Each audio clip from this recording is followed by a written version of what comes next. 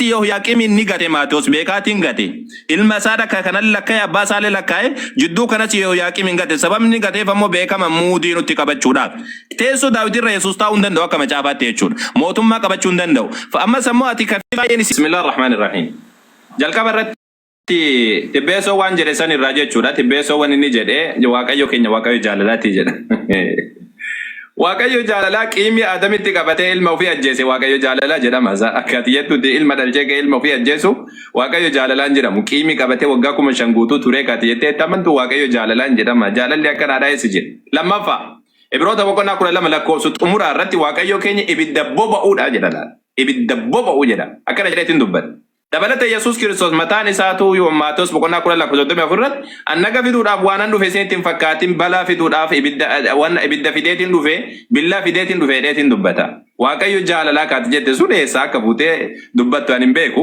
waaqayyo jaalala ka jedhu kun sobuudha malee kun waaqayyo jaalalaa miti akka macaafa kiristaanaatti waaqayyo dallane qiimii ka qabatudha jechuudha ka qiimii qabatu akkasiin beekama jechuudha gama biraatiin mee waan inni dubbate san irraa waan tokko deebisaafi akkinni jedhee waan tokko dubbadheetiin dabra macaafa keessatti waggoon namni dubbatu kana ragaan inni fidatu kun guutuu yaada dhuunfaati yaada dhuunfaan Phaawulos faati namoonni biraallee lafaa kaasanii dubbatan nuti ammoo wanni an jedhe maalidha Yesuus Kiristoos waan dubbate ramee dubbadhu jedhe Yesuus dargaggeessa waggaa 33 nama jabaadha nama dhaabbatee haasawaatiin ture waan rabbiin dubbate waan Yesuus dubbate wayidha dubbadhu jennaan inni Phaawulos achi deeme Phaawulos mirga isaati waan anayyuu haa waaqessu rakkoon qabdu jechuun anatu yoo dide malee ana yoo siin waaqa jedhe maaltu nagayane Phaawulos ifana maaltu wani David ani ka walitti rakkoo qabuun kamin ka yookaan ammoo ka irraa haasa'uu barbaadan Yesuus Kiristoos yoo afaanin dubbachuu hin dandeenye taate yoo inni ofii isaati of ibsuu hin dandeenye taate nama hin dubbanne yoo taate rakkoon qabdu gaasanii bira dabarree namatu irraa ibsa jenna Yesuus Kiristoos ammoo namni ragaa isaa ba'u lama qofa gad ibsee jira tokko isa mataa isaati ani dhugaa ofiifin ba dhugaan koo fudhatamaadha jedhe lammaffaan abbaadha jedhe abbaan ammoo waaqayyo abbaan ammoo isaaf dhugaa kan bahe Yesuus Kiristoos akka waaqa ta'e yookaan ammoo akka maal ta'e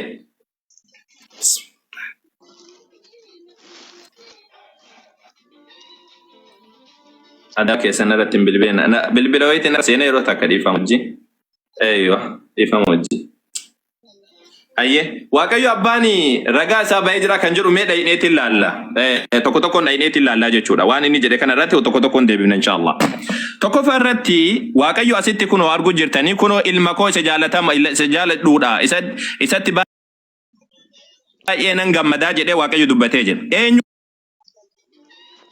dhagahe wayita inni dubbatu san Maatoosu jiramoo Maarqoosu jiramoo Luuqaasu jiramoo eenyutu dhagaye waan kana Maatoosu dhagaye hojjetti Maatoos gaafsan amanee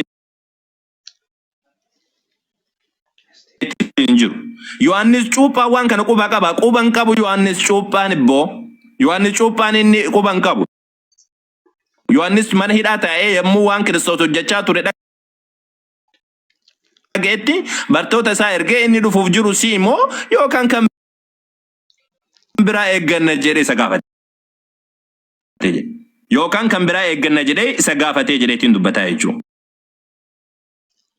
Tole yoo duraan Yohaannis cuuphaan quba qabaate ka cuuphe isaayyuu yoo dubbii kana Yohaannis cuuphaan nagee jiraate maaliif ka biraa eeggannu mosii jedhee maa gaafate quban qabu Yohaannis cuuphaan dubbii sana eenyutu dhagee nama dhageenaaf itti tibbee eenyutu dhageetiin akka waaqayyo akka jedhe sagalee waaqayyo eenyutu dhageetiin ummata geessu jira dabalataan amma sama Yesuus Kiristoos Yohaannis boqonnaa 5 irratti maal jedha lakkoofsa 36 irratti jechuudha maal jedheetiin dubbata lakkoofsa 36 irratti ani garuu dhuga ba'umsa Yohaannis sana caalu qaba hojiin akka ani raawwadhuuf abbaan natti kenne kana jedhu kun iyyuu akka abbaan na erge mirkaneessaati jedhe abbaan na erga ofii isaati waa'ee koo dhugaa ba'eera isin takkuma sagalee isaan dhageenye jedhe takkuma sagalee isaan dhageenye bifa isaas takkuma argine jedhaan sagalee isaa dhageessaniin beektan jedhaata ammoo waaqayyo dhugaa ba'eera waaqayyo samiirra dubbateera tayyibee isa asi sagaleen isaa takka dhageessaniin beektan jedhaaho Yesuus sagalee isaa takka dhageessanii beektan jiraata ammoo eessaa fiddeeti Yesuus Kiristootiif dhugaan baamee jira Waaqayyo abbaan dhugaa beera jettee dubbattee kan jedhu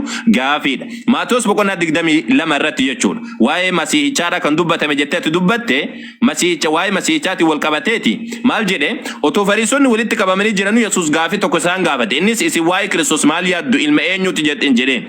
Isaanis inni ilma Daawitii jedhanii deebisan. Innis akkana isaaniin jedhe yoos Daawit akkamitti hafuuraan gaggeeffamee gooftaa isaan jedharee inni akkana jedhaatii jedhe gooftaan gootiin hamma ani diinota kee miila kee jala siif galchuutti gara mirga kootaa isaan jedhee jedha.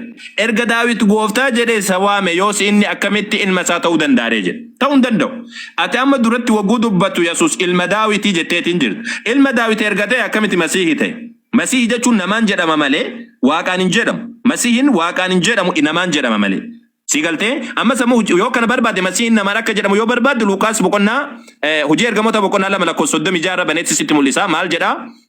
Kanumaafuu jedhe kanaafuu Yesuusin isa isin fanniftan kana akka waaqni gooftaa fi Kiristoos isa godhe manni Israa'el hundi dhugumaan haa beekuu jedheetti dubbata jechuudha.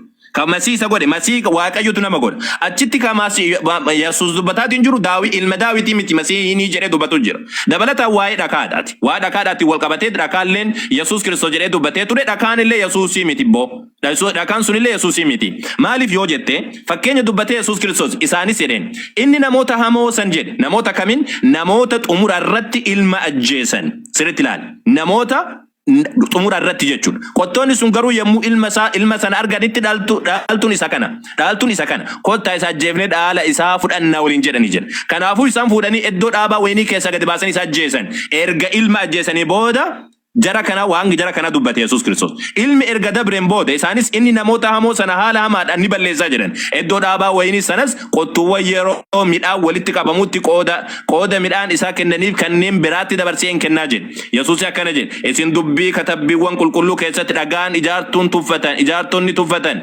dhagaa golee ta'eera kanas gooftaatu godhe kun ammoo ija keenyatti dinqiidha jedhu sana gonkumaa hin dubbifne jedheen. Kanaafuu jedhe ani isinitti hima mootummaan Waaqaa isinirraa fudhatamee saba ija isaa godhatutti ni kennama jedheen. Isinii miti saba Israa'el keessa miti jedhe. Yesuus ammoo saba Israa'el keessa ilma Daawitii jettee dubbattee jirta. Yesuus waan ilaallatu qabu dhakaan sun. Dhakama biraadhaa yoo godhatte malee Yesuus dhakaa golee qajeelchuudhaa miti. Yesuus wanni qajeelchellee jiru. Wanni takka wanni qajeelchee biraa deebiillee jiru. Uummanni sabni Israa'el hagammaadha akkasuma jiran. Mootummaan lafarratti dhaabee biraa deebiillee jiru. Waan mootummaati kasi dubbatu mootummaa Yesuus Kiristoos dhaabee biraa deebiillee jiru. Yohaannis boqonnaa jaala kosa 15 irratti Yesuus Kiristoos wagguu wanna jedhan. Yesuusin akka namoonni sun dhufaniin humnaan qabanii mootii isa gochuu yaadan hubatee ammas kophaa isaa gara tulluu deemee jira. Jalaa dheessee warra mootii isa gochuu barbaadan.